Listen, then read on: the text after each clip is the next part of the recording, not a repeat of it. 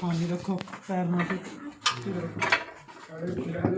छड़ना भी नहीं है जब तक बाहर नहीं रखो। ठीक है ठीक है ठीक है जी। इस तरह से कोई रख दो आप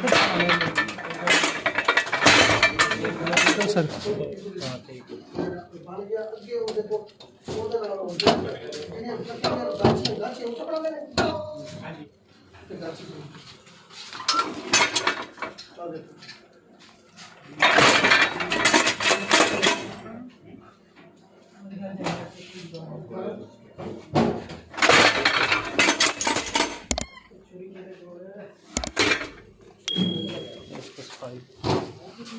मशीन है इसलिए इसके अंदर जो थोड़ा सा ना सफाई नहीं है। ये 5 किलो मटेरियल अब इसके अंदर से गुजार दिया ना, अब सफाई हो जाएगी इंशाल्लाह इसकी। फिर अगला जो है ना मटेरियल बिल्कुल साफ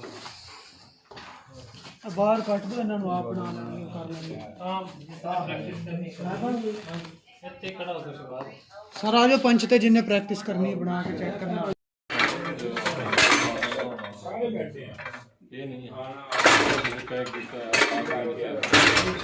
मार्केट सेल कर दे। अच्छा सर दे ए थल्ले आ गई ए क्लिप है ए चीज दे हाथ मारोगे इस पे आ जाएगा। राम नाल थल्ले रखे अल्लाह दे डाई तो हो गई। पहला एक बार इन थल्ले लाओ राम नाल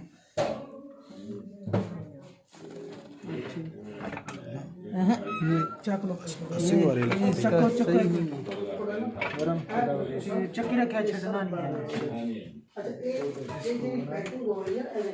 है। चाबी नहीं भाई।